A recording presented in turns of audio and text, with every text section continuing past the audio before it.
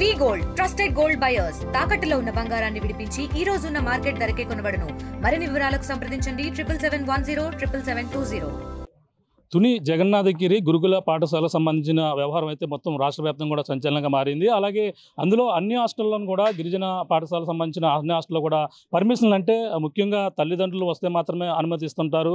అందులో ముఖ్యంగా తనకు ఏదైనా ఆ ప్రాబ్లం ఉండి ఏదైనా సమస్య వస్తే మాత్రం వాళ్ళ కుటుంబ సభ్యులు వచ్చి తల్లిదండ్రులకు ఫోన్ చేసి వచ్చిన వారు మా వాళ్ళ కాదా అని కూడా పూర్తిగా లెటర్ రాసుకుని కూడా మొత్తం అన్ని విధాలుగా కూడా పంపిస్తారు. ఈ జరిగినటువంటి ఘటన మైనర్ బాలిక వాళ్ళ తాతయ్య అని చెప్పిన నేపథ్యంలోనే వచ్చి ఈ విధంగా మనం ఆర్టీవీ అయితే ఎక్స్క్లూజివ్ చూపిస్తుంది.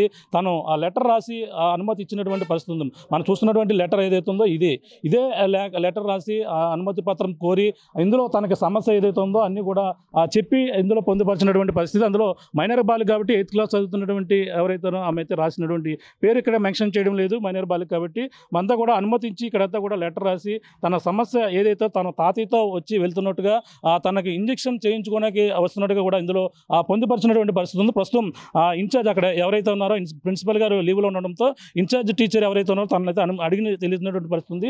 మేడం, ఈ లెటర్ మీకు మీ హౌస్ టీచరే మీరు, ఈ లెటర్ మీకు ఎప్పుడు రాసి ఇచ్చారు?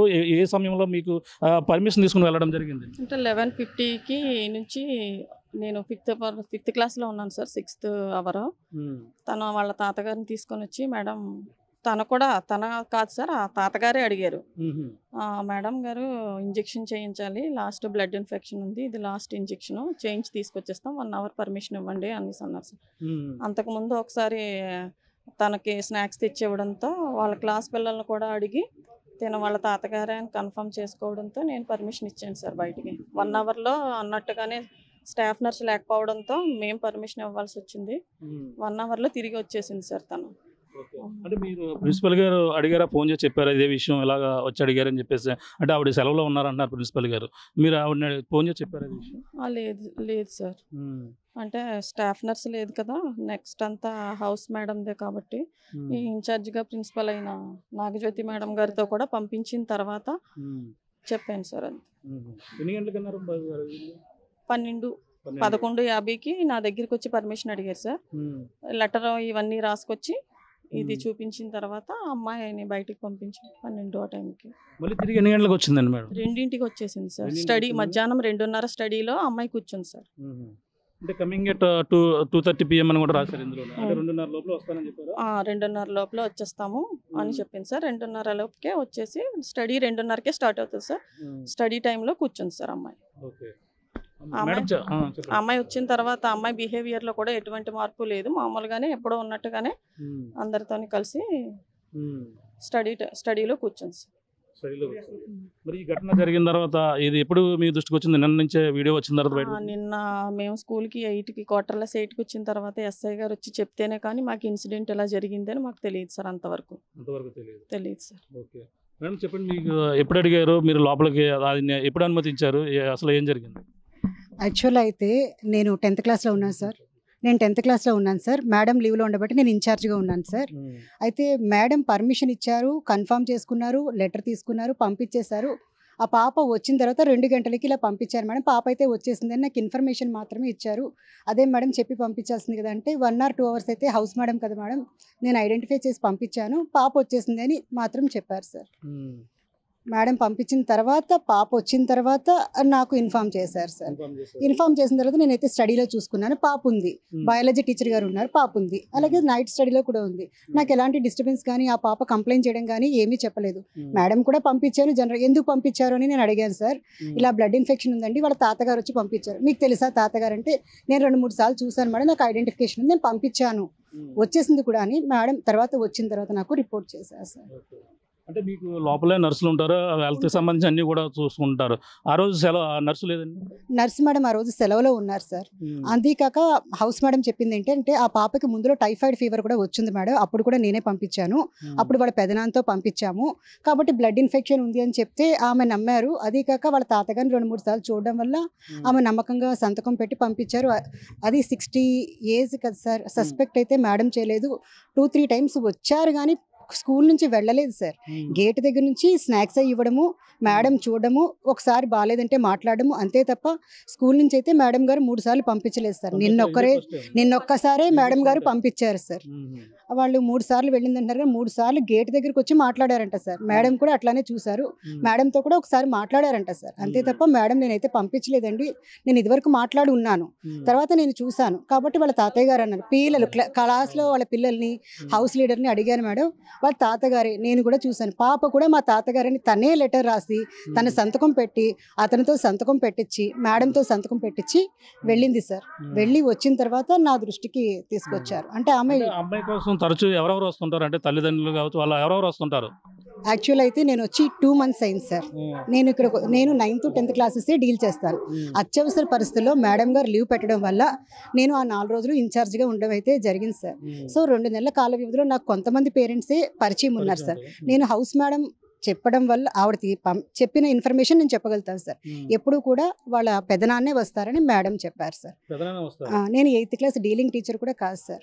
సో కంప్లీట్లీ హౌస్ మినిస్టర్ చెప్పిన ఇన్ఫర్మేషన్ నేను చెప్పగలుగుతాను. అది కూడా మేడం పంపించి తిరిగి 2 గంటలకు వచ్చిన తర్వాత నాకు రిపోర్టింగ్ ఇచ్చారు. అంటే వెళ్లే ముందు కూడా నాకు ఈ విషయం తెలియదు. వచ్చిన తర్వాత మా పాపను పంపించానండి, ఇంజెక్షన్ వేయించుకుని వచ్చింది, స్కూల్కి చేరిపోయింది అనే విషయం అయితే రిపోర్ట్ చేశారు. నేను వెళ్ళి వెరిఫై చేసుకుంటే పాప అటెండెన్స్లో ఉంది, అంతవరకే నాకు తెలుసు సార్. పాప కూడా ఎటువంటి కంప్లైంట్ కూడా మేడంకి కానీ నాకు కానీ పిల్లలతో కూడా ఎవరితో కూడా ఏమీ షేర్ చేసుకోలేదంట సార్. ఉదయం ఎస్ఐ గారు వచ్చి మాట్లాడినప్పుడే నాకు తెలిసింది, వీడియో చూపించినప్పుడు తెలిసింది. అప్పుడు మేడం అప్పుడు ఇంజెక్షన్ చేసినప్పుడు తన హెల్త్ పరిస్థితి ఎలా ఉందని కూడా మీరు అడిగే ప్రయత్నం ఎవరు కూడా చేయలేదు? అంటే ఒకవేళ తనకి ఇంజెక్షన్ చేసుకున్న తర్వాత తినవలసినవి ఉంటాయి, తినవలసినవి ఉంటాయి, ఎన్ని కూడా ఉంటాయి, ఫుడ్ విషయంలో కూడా కేర్ తీసుకోవాలని అవసరం ఉంటుంది. ఆ విషయాలు కూడా ఏమైనా అడగలేదా మీరు? సార్ నేను మామూలుగా క్లాస్కి వెళ్ళి వచ్చిందా లేదా పాప రిపోర్ట్ చేసుకున్నాను సార్. మేడం గారు అయితే మాట్లాడారు సార్. నేను పంపించారని తెలిసింది కాబట్టి పాప రిటర్న్ అయ్యారని మేడం నాకు రిపోర్ట్ చేశారు కాబట్టి అది కరెక్టా కాదని చూసుకోవడానికి వెరిఫైయింగ్కి వెళ్ళాను సార్. ఆ తర్వాత నేను 10th క్లాస్కి లెసన్ చెప్పుకుని నా క్లాసెస్లో నేను ఉండి చూసుకుంటూ ఉన్నాను సార్.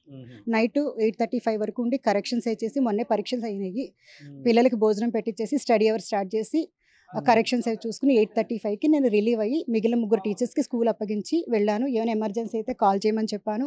మాకు నైట్ వాచ్మెన్ ఉంటుంది. నైట్ ఉన్నట్టుండి వర్షము ఉరుములు వినిపిస్తే నైట్ వాచ్మెన్ కూడా ఫోన్ చేసి అమ్మ పిల్లలందరూ సేఫ్గా ఉన్నారా, నా దాంట్లో కాల్ కూడా ఉంది సార్. 11:07 నేను వాచ్మెన్ కూడా ఫోన్ చేశాను, ఏమ్మా పిల్లలు జాగ్రత్త, ఏమైనా పవర్ ఆఫ్ అయినా ఏదైనా ఇబ్బంది అయినా కాల్ చేయని కూడా చెప్పున్నాను సార్. మళ్ళీ మార్నింగ్ వచ్చేటప్పటికి నాకు ఇన్సిడెంట్ ఎదురైంది సార్. ఇది పరిస్థితి. వీళ్ళైతే ఎవరైతే ఇన్ఛార్జ్గా ఉన్నారో ప్రిన్సిపల్ సెలవులో ఉండడంతో ఇన్ఛార్జ్గా ఉన్న వారికి అయితే ఇదే లీవ్ లెటర్ రాసి పర్మిషన్ లెటర్ రాసి వెళ్ళినటువంటి పరిస్థితి ఉంది. పర్మిషన్ లెటర్లో అయితే మీకు చదివే ప్రయత్నం చేస్తాం. పర్మిషన్ లెటర్లో అయితే ఏదైతే డేట్ వేశారో 21/10/2025 the principal madam APR school ఏదైతే ఉందో జగన్నాథగిరి గర్ల్స్ కాకినాడ అని చెప్పేసి మొదటగా లెటర్లో రాసినట్టుగా రాశారు. మొదటగా ఎలా రాశారో అలా respected madam, my name is dash, అంటే మనం మైనర్ కాబట్టి మన పేరు వాడడం లేదు. I'm studying 8th class B section in outside school.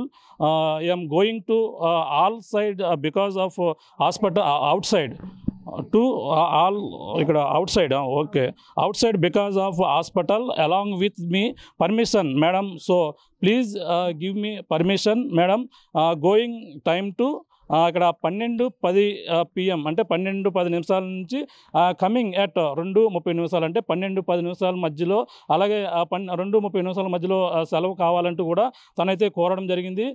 Principal madam sir, అంటే ఇక్కడ తను ఎవరైతే మనం ఇప్పుడు ఆరోపణలు ఎదుర్కొన్నటువంటి పేరెంట్స్ సిగ్నేచర్ మనం ఇక్కడ క్లియర్గా చూడవచ్చు. ఎవరైతే మనకి నారాయణరావు సంతకం పెట్టినటువంటి పర్మిషన్ లెటర్ తనే పెట్టుకుని వెళ్ళారు. మిగిలిన సంతకాలు అయితే ఇక్కడ చేయవలసిన ప్రిన్సిపల్ సెలవులో ఉన్నారు కాబట్టి ఆవిడ సంతకం లేదు. ఇక్కడ ఎవరైతే ఇక్కడ మేడం ఎవరైతే ఉన్నారు, ఇది ఎవరు మేడం? House madam. ఇక్కడ హౌస్ మేడం అయితే సంతకం పెట్టారు, ఆవిడ సంతకం కూడా అక్కడ కనిపిస్తుంది. ఇక్కడ క్లియర్గా ఫోన్ నెంబర్తో పాటు కూడా ఉన్నది. మొత్తం లెటర్ అయితే పర్మిషన్ లెటర్ అయితే క్లియర్గా చూపించే ప్రయత్నం చేస్తాం. అక్కడ హౌస్ మేడం ఎవరైతే ఉన్నారో ఆవిడే ఇక్కడ పంపించినటువంటి పరిస్థితి క్లియర్గా, అంటే పర్మిషన్ ఎవరైతే తన తాతగా వయసు 65 సంవత్సరాలు, సుమారు 63 సంవత్సరాలు ఉన్నాయి, తాతగా నమ్మి ఇంజెక్షన్ చేయిస్తారంటే ఆ హాస్టల్లో ఉన్నటువంటి నర్సు లేకపోవడంతోనే బయటికి అయితే అనుమతి ఇచ్చాము. 12:10 నుంచి 2:30 మధ్యలో వస్తారు చేస్తానని కూడా చెప్పిన నేపథ్యంలో మేము పంపించామని కూడా చెప్పుకొస్తున్నారు. అలాగే వాస్తవానికి తన పెదనాన్న వస్తూ ఉండేవారు, తన తండ్రి కానీ తల్లి కానీ ఎవరు కూడా వచ్చేవారు కాదు. కానీ పెదనాన్న వచ్చి తీసుకెళ్ళడం కూడా జరిగేది. తన 2-3 సార్లు అంటే వాస్తవానికి ఇది 4వ సారి అని కూడా ప్రచారం జరుగుతుంది. 2-3 సార్లు తను రావడం, తినుబండారాలు ఏదో ఇవ్వడం, ఇటువంటి ప్రక్రియ అయితే జరిగింది. కానీ తాతగానే మేము భావించాము తప్ప వేరే ఉద్దేశంతో మేమంతా ఎప్పుడు కూడా చూడలేదు. తన తాతగా తను అనుమతించి తన తాతగానే చెప్పడంతోనే మేమైతే అనుమతి ఇచ్చాం. ఇంజెక్షన్ చేయించాలని చెప్పిన నేపథ్యంలో మేము ఇన్ఛార్జ్ ఎవరైతే ఉన్నారో వాళ్ళైతే తీసుకెళ్ళినటువంటి పరిస్థితి ఉంది. వచ్చిన తర్వాత తన బిహేవియర్లో ఎటువంటి మార్పు లేదు. తనకు అందరితోనూ కూడా మామూలుగానే ఉంది. స్కూల్లో చదువుతున్నటువంటి పరిస్థితి ఉందని కూడా చెప్పుకొస్తున్నారు. పోలీసులు వచ్చి తప్పిన తర్వాత మాత్రమే ఈ విషయం ఈ ఉదంతం బయటకు వచ్చింది. అప్పటి నుంచి కూడా మేము జాగ్రత్తలు అయితే తీసుకుంటున్నాం. ఇప్పటివరకు గతంలో జరిగిన విధంగా మేము రిపీట్ కాకుండా ఎప్పటిలాగే అప్పుడు నెలలో ఒకసారి పేరెంట్స్కి మాత్రమే అనుమతిస్తాం, అందులో కూడా తల్లికి మాత్రమే అనుమతిస్తాం. ఈ విధంగా చాలా జాగ్రత్తలు తీసుకున్నప్పటికీ ఈ ఘటన అంటే తాత ఏదైతే వయసు పైబడి వచ్చినటువంటి వృద్ధుడు కావడంతోనే మేము అనుమతి ఇచ్చాం తప్ప ఎవరైనా మగవారు కానీ వయసులో ఉన్నవారు కానీ వచ్చిన నేపథ్యంలో ఎవరు కూడా అనుమతి ఇచ్చే పరిస్థితి ఉండదు. కానీ వయసు అంటే 65 సంవత్సరాలు దాటి ఉంటాయి కాబట్టి తాతగా చెప్పిన నేపథ్యంలో అందులోని విద్యార్థికి ఎటువంటి అభ్యంతరం లేకపోవడంతో మాత్రమే మేము పంపించామని కూడా వీళ్ళంతా కూడా చెప్పుకొస్తున్న పరిస్థితి. మరి చూడాలి మరి దీనిపై అధికారులు ఎటువంటి చర్యలు తీసుకుంటారు, అప్పుడు జరిగిన దానిపై ఎటువంటి ఇన్వెస్టిగేషన్ జరుగుతుందని కూడా తెలియాల్సిన పరిస్థితి ప్రధానంగా ఉందని చెప్పాలి. ఇక్కడున్న తాజా పరిస్థితి. తెలుగులో న్యూస్ కి ఫాస్టెస్ట్ యాప్ ఇప్పుడు టోటల్లీ న్యూ అవతార్లో జస్ట్ 5 సెకండ్స్ లో కంప్లీట్ న్యూస్. సోషల్ మీడియాలో ట్రెండ్స్ కి one stop solution. Live TV app voice search option తో ఇప్పుడే డౌన్లోడ్ చేయండి లేదా అప్డేట్ అయిపోండి. యాప్ లింక్ డిస్క్రిప్షన్ లో ఉంది.